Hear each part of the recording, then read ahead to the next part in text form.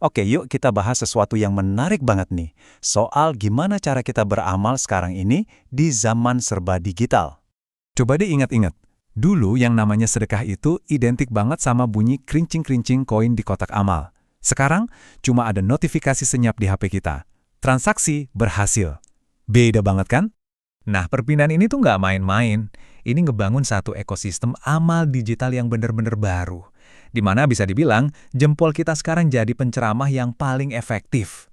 Dan enaknya, ampun deh, mau berbuat baik sekarang bisa sambil rebahan, kapan aja, di mana aja. Cuma butuh beberapa detik doang. Prosesnya juga dibikin gampang banget. Buka aplikasi, pilih mau nyumbang kemana, masukin nominal, klik konfirmasi. Beres. Semua halangan yang dulu bikin ribet, sekarang udah nggak ada lagi. Kerennya lagi, perpaduan antara filantropi sama teknologi finansial ini bikin penyaluran bantuan jadi super cepat. Bayangin aja, donasi dari kantor di kota besar bisa nyampe ke desa terpencil itu hampir dalam sekejap mata. Tapi, di balik semua kemudahan yang luar biasa ini, ada satu pertanyaan penting yang sering banget kita lupain buat ditanyain ke diri sendiri. Pertanyaannya gini, oke, transfernya sih udah nyambung nih, tapi niat kita gimana? Apa niat kita juga ikut tertransfer dengan tulus atau malah ketinggalan di jalan? Sebenarnya yang jadi masalah itu bukan teknologinya loh, tapi budaya pamer yang jadi mungkin banget karena teknologi ini. Pasti pernah lihat kan postingan di media sosial yang isinya screenshot bukti transfer donasi, terus captionnya, Alhamdulillah, sedikit rezeki untuk saudara kita semua tahu lah.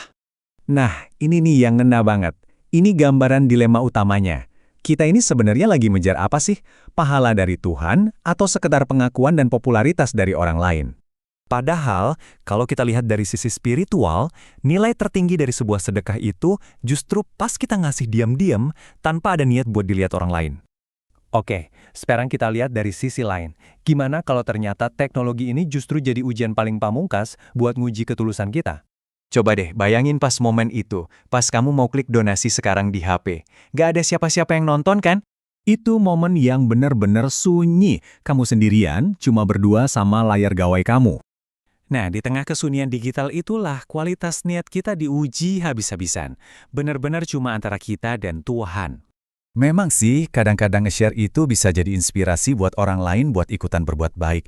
Tapi, jujur aja, garis antara niat menginspirasi sama pamer itu tipisnya bukan main. Perlu hati yang benar-benar lurus.